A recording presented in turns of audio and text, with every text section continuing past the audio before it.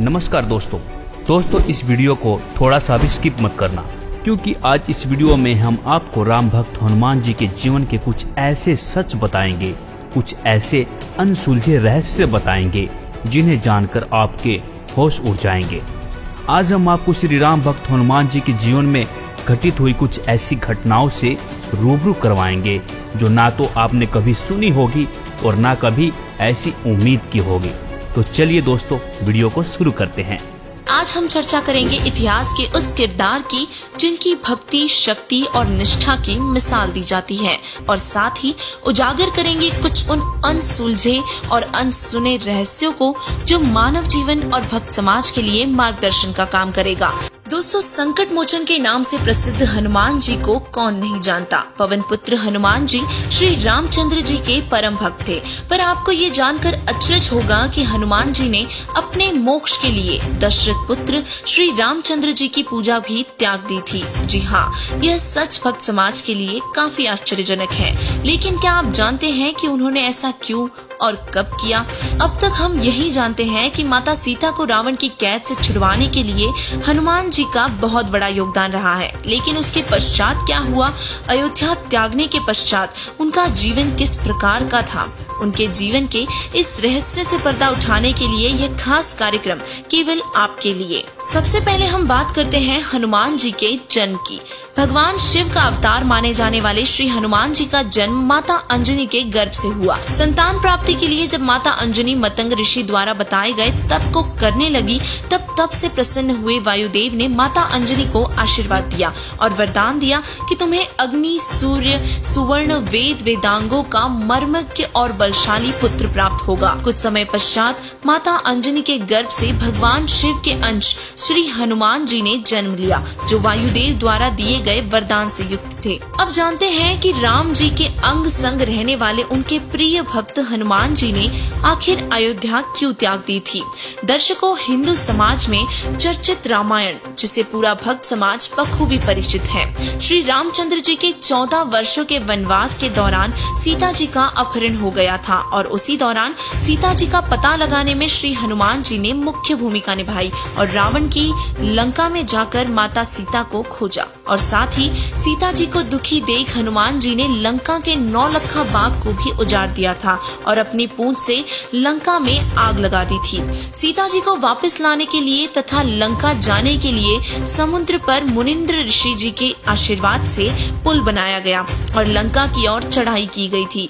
राम और रावण का युद्ध हुआ और रावण की हार हुई और माता सीता को अयोध्या लाया गया। तो आइए अब जानते हैं कि सीता जी ने क्यों कहे थे भक्त हनुमान जी को अपशब्द। रावण की कैद से छुड़वाने के बाद सीता जी ने राम जी के कहने पर अग्नि परीक्षा दी और सफल होने के बाद राम जी के साथ अयोध्या लौटी। उसके बाद खुश होकर एक दिन माता सीता ने उपहार स्वरूप मोतियों की माला हनुमान जी को भेंट में दी थी।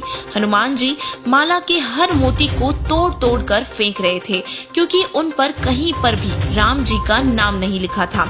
सीता जी को उनका ये व्यवहार अच्छा नहीं लगा और सीता जी ने हनुमान जी को बहुत कटु वचन कहे कि तू रहा बंदर का बंदर। यह सब सुनकर हनुमान जी बहुत दुखी हुए और अयोध्या त्याग दी थी। अयोध्या त्यागने के बाद एकांत स्थान पर बैठे हनुमान जी का मन बहुत ही विचलित था। उन्हें संसार में कोई अपना नहीं दिखाई दे रहा था और उसी समय एक ऋषि जी हनुमान जी के पास आए और उनसे राम राम कही। हनुमान जी ने ऋषि जी को देखा और सोच में पड़ गए।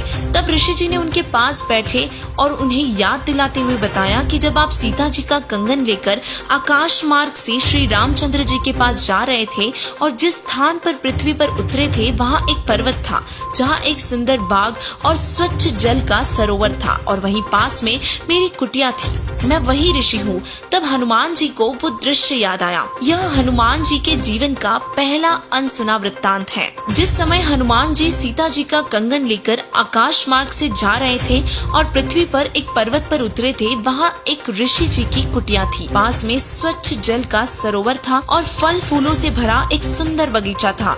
हनुमान जी को भूख लगी थी। सोचा कि स्नान करने के बाद कुछ फल खाऊंगा और इसीलिए स्नान करने के लिए सरोवर में उतरे और सीता जी के कंगन को पास में एक पत्थर की शिला पर रख दिया और स्नान करते करते उस कंगन से नजर नहीं हटाई कि कहीं कोई उठा न ले जाए। वह कंगन उनके लिए बहुत जरूरी था क्योंकि सीता जी की निशानी श्री रामचंद्र जी को भी देनी थी। इसीलिए हनुमान जी स्नान करते समय भी कंगन पर नजर रखे हुए थे। तब अचानक एक बंदर उस कंगन को उठाकर वहाँ से भाग जाता है और हनुमान जी उसके पीछे भागे। वह बंदर उस ऋषि की कुटिया में प्रवेश करता है और आंगन में रखे घड़े में कंगन डालकर वहाँ से भाग जाता है। हनुमान जी की सांस में सांस आई। हनुमान जी ने जब घड़े में देखा तो उसी कंगन जैसे बहुत सारे कंगन उसमें पहले से ही पड़े हुए थे। दुविधा में आकर कुटिया में बैठे ऋषि जी के पास गए और राम राम किया। ऋषि जी ने कहा, आओ अंजनी पुत्र, मैं आपकी ही प्रतीक्षा कर रहा था। अपनी पहचान ऋषि जी के मुख कमल से सुनकर हनुमान जी आश्चर्य में पड़ गए, पर अपनी परेशानी के कारण उस विषय में नहीं पूछा और अपनी समस्या बताई। तब ऋषि जी ने कहा कि हनुमान जी, आप कौन से श्री राम की बात कर रहे हो? यह सवाल सुनकर हनुमान जी हैरानी से बोले, आप कौन सी दुनिया में रहते हो? आपको यही नहीं पता कि कौन श्री राम है? क्या और भी है श्री राम? मैं राजा दशरथ के पुत्र श्री राम जी के विषय में बात कर रहा हूँ। ऋषि जी बोले, मैं भी उसी रामचंद्र की बात कर रहा हूँ। ऐसे दशरथ पुत्र राम करोड़ों उत्पन्न होकर मर चुके हैं और इसी तरह राम को वनवास होता है, सीता का अपहरण होता है और इसी तरह आप जैसे हनुमान सीता जी की खोज करके आते हैं। दर्शकों, अब आपको भी जरूर यही लग रहा होगा कि ये सब झूठ है, लेकिन यही दशा हनुमान जी की भी थी। हनुमान जी को गुस्से में देखकर ऋषि जी ने पूछा कि आप मेरे पास किस लिए आए हो? तब हनुमान जी ने सारी बात दोहराई और अपनी समस्या बताई कि आपके घड़े में बहुत सारे कंगन हैं। मैं पहचान ही नहीं पा रहा हूँ कि मेरे वाला कंगन कौन सा है। ऋषि जी ने कहा, ये सारे कंगन आप जैसे हनुमानों द्वारा ही लाए उन सीताओं के हैं जो कि पहले वाले श्री रामों के साथ महाकष्ट भोग चुकी हैं। आप कोई एक कंगन उठा ले जाइए जो वर्तमान वाली सीता के कंगन से मेल करेगा। तब हनुमान जी ने पूछा कि मान लो कि ये कंगन उन सीताओं के हैं और ऐसे ही श्री राम हुए हैं और ऐसे ही हनुमान यहाँ आए हैं, तो जो हनुमान आता होगा वो कंगन भी ले जाता होगा, फिर इस घड़े में ये कंगन कैसे? हनुमान जी ने ऋषि जी से कहा कि आप मेरी दुविधा दूर करो। ऋषि जी ने घड़े की खासियत के बारे में बताते हुए कहा कि इसमें जो भी वस्तु डाली जाती है वो एक जैसी दो बन जाती है। ऋषि जी ने घड़े में एक पीतल की कटोरी डाली, डालते ही दो एक जैसी कटोरी हो गई। हनुमान जी ने दोनों कटोरी ली और जांचने लगे, दोनों एक जैसी ही थी। तब ऋषि जी ने कहा कि हनुमान जी, आप निसंकोच कंगन ले जाइए और रामचंद्र से पहचान करवाइए। तब ऋषि जी हनुमान जी से कुछ वार्तालाप करने लगे और उन्हें तत्व ज्ञान समझाने लगे। कंगन वाले चमत्कार को देखकर हनुमान ज्ञान सुनते रहे और फिर विनय पूर्वक समय की कमी को बताया और ऋषि को प्रणाम करके उनसे आज्ञा लेकर एक कंगन उठाकर चले गए। श्री राम जी के पास पहुंचकर बताया कि सीता माता जी का पता लग गया है और थोड़ा संकोच करते हुए कंगन दिखाकर परख करवाई। तो श्री राम जी ने हनुमान जी को सीने से लगा लिया और बोले कि आपने मुझ पर बहुत बड़ा उपकार किया है। यह कंगन वास्तव में सीता का ही है। अब वापस उसी बात पर आते हैं। जब हनुमान जी एकांत में बैठे थे तो वही ऋषि उन्हें वहाँ मिले। अब हम हनुमान जी की जीवनी का दूसरा रहस्य उजागर करेंगे। ऋषि जी का नाम मुनिंदर ऋषि था। ऋषि ने हनुमान जी से कहा कि अंजनी पुत्र हनुमान, उस समय आपके पास तत्व ज्ञान सुनने का समय नहीं था। अब आपके पास पर्याप्त समय है और इसीलिए मैं आपको पूर्ण परमात्मा के बारे में ज्ञान सुनाने आया हूँ। हनुमान जी ऋषि जी की उन बातों को भूले नहीं थे और बोले, हे ऋषिवर, आपका ज्ञान मैं रुचि से सुनूंगा। तब ऋषि जी ने हनुमान जी को सृष्टि रचना सुनाई। हनुमान जी बोले कि ऋषि जी, यह ज्ञान पहले कभी नहीं सुना, कैसे विश्वास करूं? हनुमान जी ने ऐसा कहते ही ऋषि अंतर्ध्यान हो गए। हनुमान जी ने हर दिशा में खोजा पर नहीं मिले। तब ऊपर से आकाश की ओर देखा। ऋषि जी ने उसे दिव्य दृष्टि प्रदान की और हनुमान जी को अपना यानी कि परमात्मा का वास्तविक रूप दिखाया, जो कि सतलोक के सिंहासन पर विराजमान था। उसे देखकर हनुमान जी बहुत प्रभावित हुए।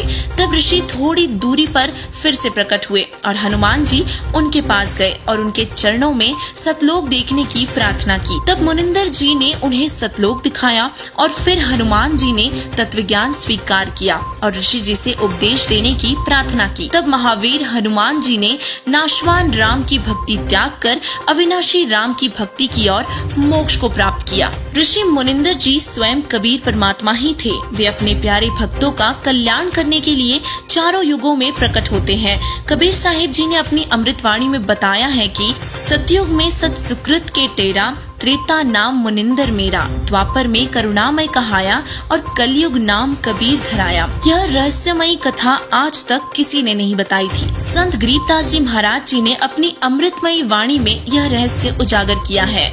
कहा मुनिंदर सुनो हनुमाना, तुम उलझे झूठे रंग में, ये 30 करोड़ राम हो जा लिए जीत जीत के जंग ने। जिसे जगत गुरु तत्वदर्शी संत रामपाल जी महाराज जी ने अपने तत्व ज्ञान में खोला है। ऐसे और भी आध्यात्मिक सत्य को जानने के लिए हमारे वीडियोस को देखते रहिए। धन्यवाद। इस पे आपकी क्या राय है? अपनी राय अवश्य दें। वीडियो अच्छी लगी हो तो लाइक, कमेंट और शेयर जरूर करें और चैनल को सब्सक्राइब करना ना भूलें।